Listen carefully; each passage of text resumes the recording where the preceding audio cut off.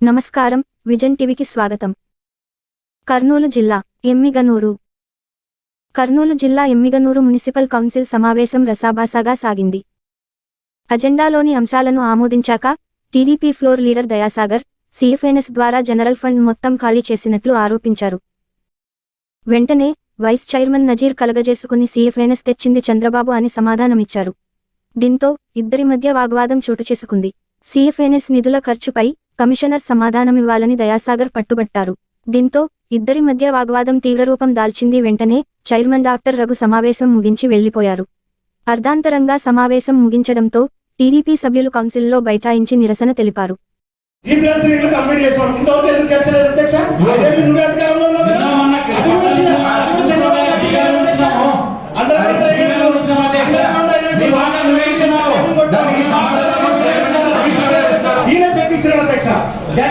Check post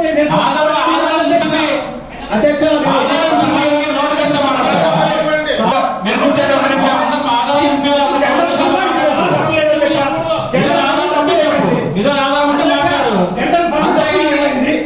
budget గొప్పగా పెట్టుకున్నారు.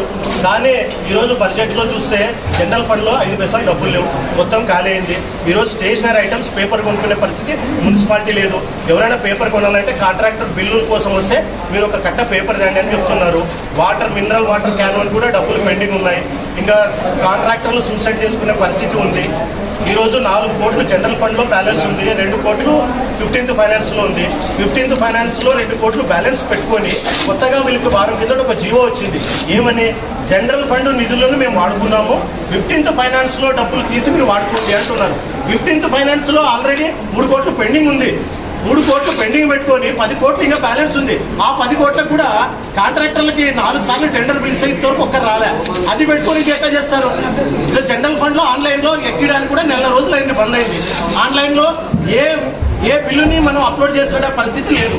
ఇవన్నీ ఇంకా దారుణమైన పరిస్థితులు ఉంటాయి. మేము కమిషనర్ గారు అడిగితే వైస్ చైర్మన్ కి ఏమొచ్చింది, ఈరోజు మన జకాతి వాడుకున్నాడు ఆయన. జకాతి పాడే రోజు సాల్వెన్సీ లేవు, 1/4 డిపాజిట్ లేదు. మేము అది అడుగుతామని మధ్యలో లేసిపోతున్నాడు. అవన్నీ లేకుండా కమిషనర్ ఎట్లా పాడిస్తాడు?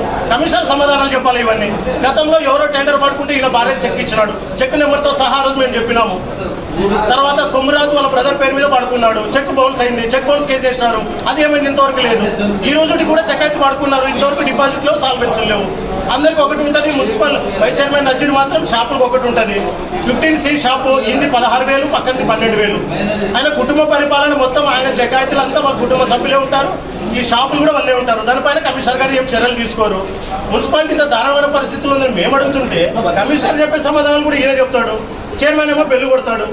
ఇది ఇంత చెప్పకుండా రాజకీయ సోది పెట్టినాడు. ఈ బీసీలు ఎస్సీలు ఇదంతా ఏం మనకు రాజకీయం అవసరమా? ఇక్కడ ఉండింది కౌన్సిలర్స్ సమస్యలు పరిష్కరించడానికి. మనకు ఒక నెలకు ఒక్కసారి అవకాశం దొరుకుతుంది. 34 వార్డుల సమస్యలు ఏదున్నా మనం పరిష్కరించుకోవాలా, దాని గురించి మాట్లాడాలా. ఆయన లైఫ్ ఇచ్చినాడు, ఈయన లైఫ్ ఇచ్చినాడు. బయట రాజకీయ సమావేశాలు దండి పెట్టుకుని అన్ని మాట్లాడొచ్చు. అయినా మేము విన్నాం, పెద్దలు శాసనసభ్యులు చెన్నకేశ్వరరెడ్డి గౌరవించి ఆయన చేసినవన్నీ విన్నాం. కానీ ఇప్పుడు సమస్యల గురించి మాట్లాడుతుంటే వాళ్ళు మాట్లాడిన కూడా ఇది చాలా దారుణం.